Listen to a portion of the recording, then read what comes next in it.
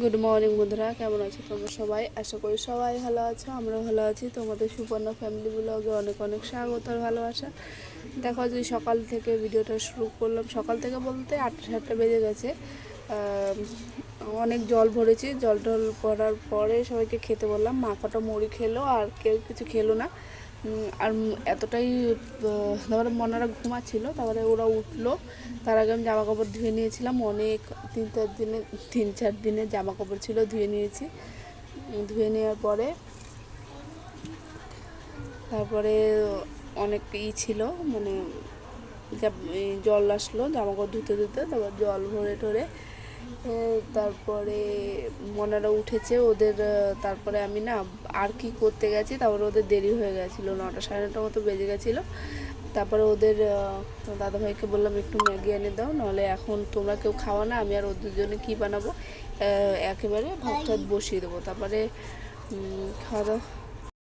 তারপর দেখো এদিকে রান্নাবান্না বসিয়ে দিয়েছি। ওই যে কালকে রাত্রে মাছ ভেজে রেখেছিলাম, আজকে ভেজেছি বেগুন দিয়ে মাছ দিয়ে রান্না করব। আর তোমাদের একটু জিরে বাটা দিয়ে, পাউডার ছিল, পাউডার বানিয়ে রাখি আমি, ওটা দিয়েই রান্না করব। আর এমনি একটু সমস্যা হয়ে গেছিলো, কারণ আজকে সকালবেলা আমি কারোর জন্য কিছু বানাইনি। সকালে মনারা ম্যাগি খেয়েছে, আর ওর জন্য আমি একটু জলদি রান্না বসিয়ে দিয়েছি। আর কি বলো তো বন্ধুরা, ওই জমির পরে কাজ হচ্ছে তো, তার জন্য বারবার ওইদিকে চা দিতে হচ্ছে। ওর জন্য ভিডিওটা টাইম মতো আমি করতে পারছি না। অনেক কাজ করি, সকাল থেকে 2বার জামা কাপড় ধুয়েছি, কিন্তু ভিডিওটা করতে পারছি না। এদিকে গ্যাসটা একটু নোংরা হয়ে গেছিলো, মুছতে হবে। আর এত ঘুম পায় সকালবেলা, মানে ওইদিকে রাত হয়ে যায় ঘুমাতে ঘুমাতে, আর এদিকে সকালবেলা উঠতে হয়। আমার ঈশান শ্রুতি শুয়ে থাকে, কিন্তু আজকে ভেবেছি যে যদি সকালবেলা শুয়ে পড়ি আবার, তাহলে আমার কাজ থেকে যাবে। ওর জন্য আমি রাত্রে বাসনগুলোও মাজতে পারিনি। তারপরে ওই সব করেছি কাজ বাজ। আর ওই হাতটা দেখো ওখানে একটু ইয়েস, আর ওইদিকে দেখো হাতটা একটুখানি ছিলে গেছিলো। আর মিস্ত্রিদেরও 3-4 বার চা দেওয়া একটু চাপের হয়ে যায়। আর আজকে না আমাদের ওই কাপ ছিল না, কাগজের যে কাপ, ওর জন্য আমার কাপগুলো দিতে হয়েছে। আমি ভাবছি পড়ে টরে গেলে ভেঙে যাবে, ওনাদের বলে দিয়েছি। আর দেখো এই যে বেগুনের তরকারি হয়ে গেছে, এটা মনার তরকারি ঝাল ছাড়া। আর ওই যে টক ছিল, মিষ্টি টক, ঝাল টক, আর একটু মাংস ছিল, শ্রুতি তো ওই মাংসটা দিয়েই খাবে। আর এই যে উস্তে কেটে রেখেছি, ওটা ভাজবো, একটু টাইম লাগবে, আমি বাইরের কাজগুলো সেরে তারপরে ভাজবো। আমি সারা দিন বসতে পারছি না, আমার চোখ টোক জ্বালা করছে, আমি ঠিক মতো ঘুমাতে পারছি। আর এদিকে মনাকে খাওয়ালাম দুপুরে, আর ভিডিও করতে পারিনি দুপুরবেলা।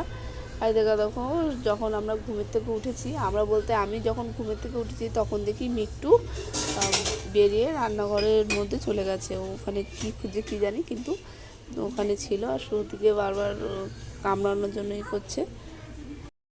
আর সামনে যে দরজাটা না, ওটা যদি খোলা থাকতো তাহলে ও চলে যেত। এখন উঠতে পারে অল্প অল্প, আর উঠতে পারলে এদিক ওদিক গিয়ে গাছের উপর বসলে আমরা তো আর ওকে ধরতে পারবো না।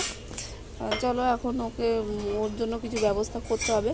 আর দেখো বিকেলবেলা বললাম ম্যাগি খেতে না, শ্রুতি কী করেছে, জলের হাঁড়ির ভিতরে ম্যাগিটা দিয়ে দিয়েছে জল দিয়ে।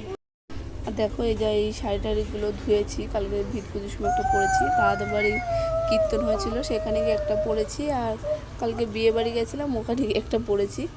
আর এই যে আরও এক গাদা জামা, সব আমার এখন করতে হবে। আর বলো না, এত মানে এই জবে থেকে কাজ শুরু হয়েছে, একটু কাজের প্রেশারটা বেশি। আর শ্রুতি দেখো স্কুলের জামাগুলো দুপুরবেলা ভাবলাম ধুয়ে দিই, আমারও যে ছিল কালকে যেহেতু শনিবারও ছুটি আছে, আর রবিবারও ছুটি আছে, তার জন্য ভাবলাম যে আজকে ধুয়ে দিই, তাহলে কালকে আমার প্রেশারটা একটু কম হবে। কালকে এমনিও জামা কাপড় যেগুলো আজকে ধোয়ার পরে হয়েছে সেগুলো তো করতেই হবে, ধুতেই হবে, তাও দেখব কালকে। আর আমাদের যে ড্রামটা ছিল জলের, ওটা তো কাজের ওখানে নিয়ে গেছে, ওর জন্য একটু প্রবলেম হয়ে যাচ্ছে জামা কাপড় ধোয়ার জন্য। আর সব কিছু মনাদের জায়গায় রেখে দিচ্ছি। আর আমার শ্রুতির ওই নেটে জামাটা পরে গেছিলো বিয়েবাড়ি, ওটাকেও ধুয়ে দিয়েছি। আমি না একবার পরে আর না ধুয়ে না রাখতে পারি না, কারণ ঘাম টাম ঝরে, পরবর্তীতে পড়তে গেলে গন্ধ বেরোয় বা কিছু, ওর জন্য। আর বন্ধুরা, এত কাজের, যবে থেকে কাজটা শুরু হয়েছে না, তবে থেকে আমার কাজের প্রেশারটা একটু বেড়ে গেছে, কি জানি কেন। আর আমি ভয়েস দিচ্ছি, আমার ঈশান বারবার এসে ডাকছে। আর এরকম আমার ঈশানের পুতুল, ঈশানের বলবো না, আমার শ্রুতি যখন 7 মাসের ছিল, তোমার দাদাভাই একটা আর একটা ছেলে নিয়ে এসেছিল। দুটোই এত সুন্দর, আর কথা বলতে বলতে এত তুলতে, শরীরটা মানে একটু নিগি আছে, শরীরটা ভালো লাগছে না, কি করবো বলো। আর কি পরিমাণ রোদ্দুরে যে আমি ওখানে চা বারবার দিতে যাই, বা কোনো মাল যদি আসে তাহলে দেখতে যেতে হয়, ওর জন্য আমার শরীরটা একটু ভালো না। আর এদিকে দেখো ঈশান পুরো ভিজে চলে এসেছে, আমি ওকেই দেখতে গেছিলাম। আর শ্রুতিকে বললাম নিজে যখন খেতে হয় নিজের থালটা নিজেই তুলতে হয়, তাও ওর ঠাকুরমা তুলে দিচ্ছে। দেখো আমি রাত্রে এসেছি তোমাদের দেখাতে, এই যে প্লেয়ার সব দাঁড়িয়ে পড়েছে, দেখতে পাচ্ছ কিনা কি জানি, দেখতে অবশ্যই পাচ্ছ। এই দেখো, আর এই যে কালকে মনে হয় এটা ঢালাই দেবে,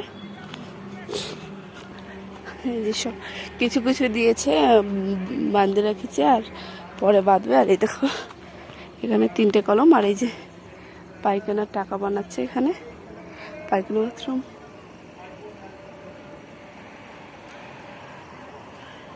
টাকা বানাচ্ছে, চলো এটুকুই আবার সব কাজ এগিয়েছে। হ্যাঁ বলো, হ্যাঁ এই যে ঘরের মালিক ব্যস্ত থাকে সবসময় এখানে এসে। এই দেখো এই ঘরটার ভিতরে আমার জিনিসপত্র সব আছে, এই যে এগুলো কালকে সব দেবে মাম্মি। তো এখান থেকে এখানে একটা কি হবে যায় না, আর ওখান থেকে ওই পর্যন্ত একটা গেট হবে। দেখা যাক, যত টাইম না হবে বোঝা যাবে না। চলো বাড়ি যাই। তো বল, ওইখানে হবে বা, চলো বাড়ি রান্না বান্না করি।